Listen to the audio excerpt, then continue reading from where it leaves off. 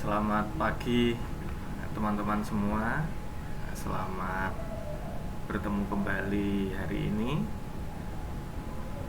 Hari ini kita akan menyelenggarakan ujian tengah semester untuk mata kuliah jaringan komputer dan komunikasi data atau komunikasi data dan jaringan. Karena ini perkuliahan kompleks, gabungan antara beberapa kelas, jadi mungkin mata kuliahnya agak sedikit berbeda antara yang satu kelas dengan kelas yang lainnya. Saya sarankan untuk Anda yang sudah mengikuti acara ini, yang sudah mengikuti perkuliahan ini, jangan lupa untuk presensi di Siakat, karena record kehadiran Anda akan tercetak dan terpantau pada Siakat. Walaupun Anda melihat, mendengar, menyaksikan live ini, tetapi lupa tidak presensi di Siakat, secara sistem Anda dinyatakan tidak mengikuti perkuliahan. Makanya saya sarankan sekali lagi agar jangan sampai lupa untuk presensi di Siakat. Makanya di video saya paling bawah mesti muncul tulisan presensi pada Siakat. Nah, sebelum ujian hari ini kita mulai, jika nanti ada kendala hal teknis, silakan langsung Anda sampaikan melalui live chat yang tersedia, sehingga saya bisa memantau perkembangan dari live chat yang ada. Dengan demikian, keluhan Anda akan segera terdeteksi. Kalau memang sampai levelnya agak serius, bisa langsung tertangani. Itu yang saya sampaikan sebagai prolog ujian tengah semester untuk mata kuliah komunikasi data dan jaringan periode hari ini. Nah, untuk aturan-aturan yang saya berlakukan pada kuliah hari ini, tepatnya untuk ujian pada mata kuliah di komunikasi data dan jaringan, bisa Anda saksikan pada layar Anda masing-masing. Ada aturan-aturan MIT atau ujian akhir semester yang harus Anda pahami. Yang pertama, Anda cukup menjawab dari pernyataan yang nanti muncul di tampilan layar Anda dengan jawaban benar atau salah. Jadi pertanyaannya pada ujian kali ini bentuknya atau modelnya adalah pernyataan. Jadi Anda cukup menjawab pernyataannya benar atau salah. Nah, setelah Anda memberikan jawaban, bisa menentukan jawaban sesuai dengan pengetahuan yang Anda kuasai. Kalau Anda menjawab benar, berikan alasan secara detail. Kalau menurut pemikiran yang Anda ketahui itu adalah salah, juga berikan alasan secara detail. Tentunya alasan-alasan ini dilandasi dengan ilmu pengetahuan yang sudah saya sampaikan. Kalau masih kurang paham, nanti bisa di googling lagi, bisa dicari lagi, atau Anda bisa memutar ulang video yang pernah saya sampaikan. Nah, lantas kalau Anda sudah bisa memberikan gambaran alasannya beserta jawabannya tadi, Anda ketik. Jadi jawaban yang Anda berikan tadi diketik dalam format dokumen. Jadi Anda ketik dalam format dokumen. Entah Anda menggunakan Microsoft Office, entah Anda menggunakan Open Office, ya kan? Semuanya pokoknya dalam format dokumen. Kemudian format dokumen tadi dari jawaban yang sudah Anda sampaikan, yang Anda ketik dalam format dokumen, filenya dikemas dalam bentuk PDF. Jadi dibuat PDF, jangan biarkan dalam bentuk Microsoft Word. Karena kalau dalam bentuk Microsoft Word itu ada beberapa kendala nanti. Satu, ya kan, untuk mengantisipasi perubahan-perubahan yang terjadi karena akibat adanya virus. Yang pertama. Yang kedua, untuk mengantisipasi perubahan-perubahan yang dilakukan oleh pihak lain, ya kan? Tidak sepengetahuan dan seizin Anda. Yang ketiga, ya kan, ketika nanti format Microsoft Office-nya atau Open Office-nya berbeda ya, dari Anda membuat dengan sistem yang saya punyai itu berbeda, otomatis kan terjadi convert. Lah, supaya konversi data atau konversi tulisan jawaban Anda tidak mengalami perubahan.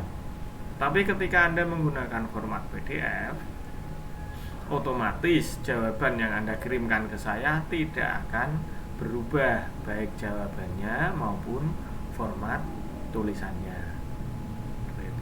Nah, yang sudah terkonsep, terkemas dalam file PDF tadi, silakan Anda kirim ke Facebook di grup Communication Center Learning, di mana grup tersebut biasa Anda mendownload materi yang sudah saya sampaikan. Jadi Anda bisa di-upload atau Anda kirim ke grup Communication Center Learning. Nah, jawaban yang Anda berikan yang sudah Anda format PDF, yang Anda kirimkan ke grup Communication Center Learning pada Facebook tadi, itu ditunggu paling lambat minggu depan. Ditunggu minggu depan sampai pukul 23.00 WIB, jadi jam 11 malam. Ya, harinya sama, jadi tetap Anda mendapatkan kesempatan untuk mengerjakan soal yang saya berikan ini selama 7 hari ya. Diawali hari ini sampai minggu depan, tepat pada pukul 23.00. Pengiriman yang dilakukan setelah atau selebih jam 23.00 maka jawaban dianggap gugur atau Anda dianggap tidak mengumpulkan. Ya, seperti itu ya, bisa dipahami ya. Kalau kurang paham atau mungkin ada sesuatu, langsung tanyakan saja melalui live chat yang ada. Jadi komunikasi kita bisa lancar ya kan? Kendala kita bisa teratasi, permasalahan kita bisa terselesaikan ya. Anda tidak begitu kesulitan teknis untuk mengikuti ujian tengah semester. Saya pun dalam menyampaikan juga merasa istilahnya puas karena bisa menyampaikan dan bisa diterima dan dicerna oleh masing-masing mahasiswa. Terus kemudian kalau Anda Facebooknya masih bingung ya kan, Anda bisa lihat tampilan seperti ini ya kan. Nah, tampilan pada Facebook ini tetap kalem dan baca Pancasila. Nah, Facebook ini bisa Anda temukan ya dengan mudah, karena ini sifatnya saya buat untuk grupnya itu terbuka. Jadi setiap anggota grup bisa mengirimkan pesan, setiap anggota grup bisa mengirimkan postingan, setiap anggota grup bisa mengirimkan file. Tetapi grup ini tertutup. Kalau belum menjadi anggota, tidak akan bisa untuk mengirimkan, memposting, atau melihat. Jadi untuk bisa melihat, mengirimkan, dan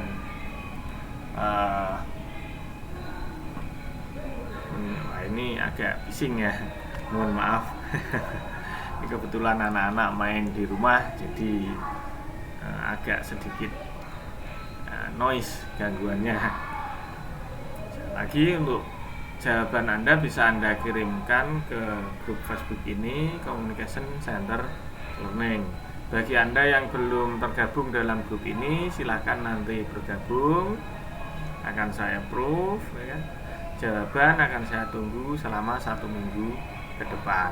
Jadi bisa untuk mengevaluasi, bisa untuk mempersiapkan alasan, bisa dicerna lagi, dianalisis lagi, disesuaikan dengan kondisinya. Kira-kira seperti itu yang saya sampaikan untuk permulaan. Semoga Anda bisa mengikuti ujian kali ini dengan lancar, bisa mengerjakan dengan baik, sesuai dengan harapan, dan nilai keberhasilan Anda dalam mengikuti perkuliahan saya bisa 100%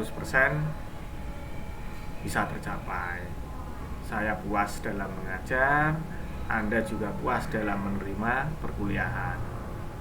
Kita bisa sharing ilmu, mungkin dalam kesempatan yang lain kita bisa bertemu, dalam kesempatan yang lain kita saling bisa bertatap muka dalam nuansa yang friendly, enjoy, kekeluargaan, sehingga kita bisa santai. Seperti itu ya harapan saya. Oke, kita mulai saja untuk ujian tengah semester kali ini ya. Untuk pernyataan kalimat pertama, jadi ini bisa Anda lihat, ini pernyataan ya, bukan pertanyaan. Jadi ini adalah pernyataan, bukan pertanyaan. Pertanyaan untuk ujiannya dalam bentuk pernyataan. Jaringan komputer adalah sebuah sistem yang terjadi atas komputer dan perangkat jaringan lainnya yang bekerja bersama-sama untuk mencapai suatu tujuan yang sama. Nah, ini bisa Anda lihat, bisa Anda cerna pernyataan ini, Anda sesuaikan, Anda cari referensinya, benar apa salah. Kalau menurut Anda pernyataan ini benar, tulis saja pernyataan ini dengan istilah, dengan jawaban benar. Tapi kalau menurut Anda pernyataan ini salah, tulis saja pernyataan ini dengan jawaban salah. Anda menjawab benar tentunya punya alasan, Anda menjawab salah juga punya alasan. Sampaikan alasan itu ya kan? Tulis alasan itu, ketik alasan itu ya. Itu yang pertama. Terus kemudian untuk yang pernyataan kedua, secara garis besar jaringan komputer dapat dinyatakan sebagai berikut. Secara garis besar ya, jaringan komputer dapat dinyatakan sebagai berikut. Hardware itu ada komputer plus media komunikasi. Software ya, itu untuk program komunikasi, termasuk di dalamnya protokol. Terus yang ketiga itu penyandian bersama antar komputer. Terus berikutnya kemampuan mengontrol kesalahan atau error handling. Ini pernyataan yang kedua. Jadi dari pernyataan ini silakan dibaca, silakan dilihat lagi, ya kan? Kira-kira benar nggak secara garis besar jaringan komputer seperti yang disampaikan ini? Kalau menurut Anda salah, jangan ragu, jawab salah. Kalau menurut Anda benar, jangan ragu juga, jawab benar. Nah, tapi jangan lupa kasih saya alasan. Kalau Anda benar ya, alasannya apa? Kalau salah, alasannya apa? Intinya itu malah justru di alasan. Alasan Anda itu apa? Jangan sampai nanti Anda kerjasama, tapi kerjasamanya tanpa analisis. Jawaban yang satu salah, jawaban yang satu benar, tapi alasannya sama persis. Nah ini kan kacau ini. Kalau seperti ini kan, wah ini dapat diketahui bahwa dua jawaban ini copy paste salah satunya. Jadi dapat dikatakan terjadi duplikasi jawaban. Nah kalau hal ini terjadi, ya kedua-duanya mungkin saya anggap akan salah dan tidak mengerjakan. Sehingga harus dimatchingkan. Dan Anda harus kasih literasinya, Anda harus kasih referensinya, sehingga bisa menguatkan dari jawaban Anda semua. Untuk pernyataan yang ketiga, aplikasi yang memanfaatkan jaringan komputer. Yang pertama, perdagangan dan pemasaran. Aplikasi-aplikasi yang memanfaatkan adanya jaringan komputer di sana. Jadi jaringan komputer itu diaplikasikan pada apa saja yang di bawah ini, salah apa benar gitu ya. Perdagangan dan pemasaran, layanan-layanan finansial, industri, pesan elektronik. Pesan elektronik itu di dalamnya mencakup juga email, ya, elektronik mail, SMS, ya, chatting. Yang dimaksud chatting itu seperti WhatsApp, Skype, LAN, itu chat. Ya. Kalau email ya elektronik mail ya email biasa. Elektronik itu surat elektronik biasanya itu ya, yang berakhiran @.com, @.co.id, pokoknya ada @nya itu ya. Terus berikutnya aplikasinya itu diterapkan pada pertukaran data elektronik atau transfer file. Terus yang berikutnya adalah untuk informasi. Terus ada telekonferensi,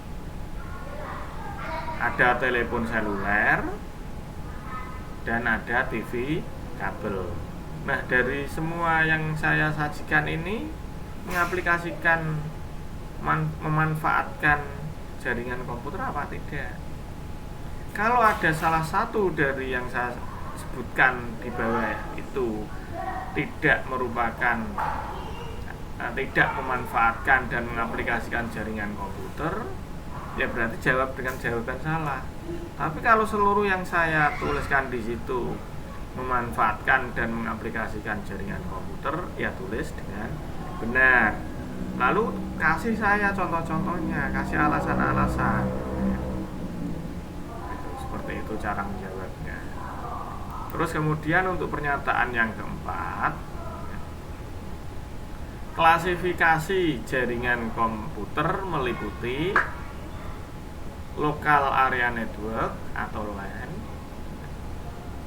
Metropolitan Area Network atau MAN, Wide Area Network atau WAN, Domain Name Server disebut juga dengan DNS. Jadi kalau kita menyebut DNS nanti itu ada dua istilah ya. Ada istilah Domain Name Server atau DNS, ada Domain Name System, sama-sama DNS-nya. Terus ada Domain Host Control Protocol atau DHCP. DHCP itu Domain Host Control Protocol, statik dan dinamik. Nah ini klasifikasi jaringan komputer. Lah apakah ini semuanya klasifikasi jaringan komputer? Bisa iya, bisa tidak. Kalau iya berarti silahkan Anda jawab benar. Tapi kalau tidak, silahkan Anda jawab salah. Berikan alasannya secara detail. Terus kita menuju pernyataan yang kelima. Anda lihat di gambar, gambar topologinya itu, baik kanan maupun gambar kiri yang bawah. Di situ tertulis topologi bus. Satu kabel yang kedua ujungnya diterminasi. Bus terhubung sepanjang bus. Paling prevalen dalam dan sederhana. Jadi paling prevalen dan sederhana. Terus pernyataan terakhir membutuhkan konsentrator. Nah, ini silahkan Anda cermati. Gambar itu dilihat, dianalisis. Terus atas ada tulisannya topologi bus. Bawahnya tertulis satu kabel yang kedua ujungnya diterminasi. Bus terhubung sepanjang bus. Paling prevalen dan sederhana. Membutuhkan konsentrator. Silakan dijawab, direnungkan, dianalisis. Untuk pernyataan kalimat yang keenam, amati lagi, yaitu di bawah ada gambar kanan dan kiri. Jadi kalau yang sisi kanan itu adalah gambar topologi secara universal, yang sisi kiri itu gambar topologi secara visual. Jadi gambarnya seperti itu. Silakan dilihat. Atas tertulis topologi bintang. Nah, topologi bintang itu juga dalam istilah sainsnya itu kadang disebut dengan topologi star. Jadi ada yang menulis dan menyebut dengan istilah topologi star. Nah, di bawah topologi bintang atau star itu ada tulisan hubungan membentuk geometri bintang. Setiap bus terhubung ke suatu konsentrator. Adanya terminator berhambatan 50 ohm. Lebih handal. Nah, silakan Anda tentukan sendiri. Pernyataan ini benar atau salah. Kita menuju ke pernyataan kalimat yang nomor 7. Kalimat yang nomor 7 ini cukup lumayan unik dan perlu analisis yang mendalam. Di situ tertulis, untuk mengkomunikasikan data harus terpenuhi unsur 1. Ada data, 2. Ada pengirim, 3. Ada yang mengirim, 4. Ada media, 5. Ada aturan, 6. Ada komputer. Ada datanya, ada pengirimnya, ada yang mengirimkan, ada medianya, ada aturannya, ada komputernya. Silakan Anda tentukan. Kalau memang salah ya jawab salah, kalau memang benar ya jawab benar. Simple. Terus kita menuju pernyataan kalimat yang nomor 8. Nah, ini materi masih hangat ini. Ini materi yang sempat ditanyakan oleh teman Anda saat minggu tenang kemarin. Jadi sempat menanyakan materi ini. Yang ditanyakan kebetulan IP versi 4 dengan IP versi 6. Nanti bisa Anda lihat kembali, bisa Anda cari sendiri lagi di rekaman live minggu yang lalu. Ada salah satu teman Anda yang menanyakan tentang materi ini. Nah, pernyataan kalimat yang nomor 8 itu tertulis kelas IP dalam jaringan komputer itu dibagi kelas A, kelas B, kelas C, kelas D, dan kelas E. Silakan ini nanti Anda analisis, Anda cari referensi, Anda baca-baca di buku, Anda searching di Google, Anda searching kira-kira benar atau salah. Karena untuk menjawab ini tidak harus hari ini. Untuk menjawab ini ada kesempatan selama 7 hari ke depan. Terus kita menuju ke pernyataan berikutnya, yaitu pernyataan kalimat nomor 9. Subnetting digunakan untuk mengantisipasi kekurangan nomor IP dalam jaringan, serta untuk membuat komputer lebih mudah digunakan. Saya ulang lagi.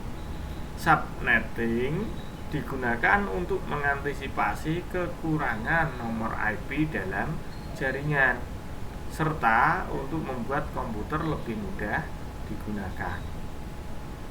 Dan nanti bisa Anda gali lagi tentang materi-materi subnetting.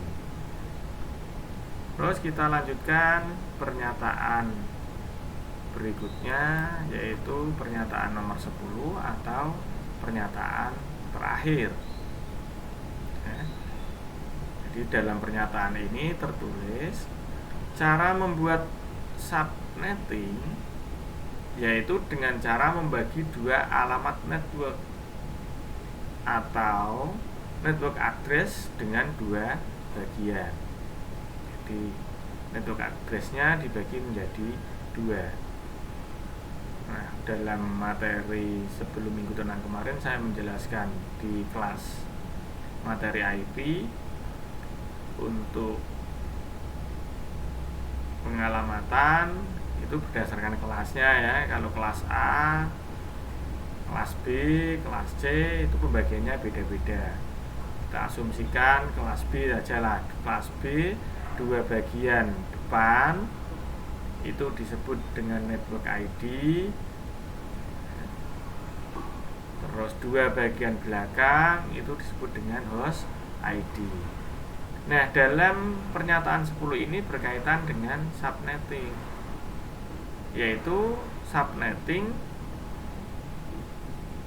dengan teknik membagi dua alamat network atau network address dibagi dengan dua bagian. Satu bagian untuk host ID dan satu bagian untuk subnet ID. Jadi alamat network itu adalah network ID kemarin itu yang bagian depan. Benar atau salah? Jadi sudah dibagi dua, kemudian dibagi dua lagi. Ya, ini benar apa salah? Kalau menurut Anda salah, ya salahkan saja.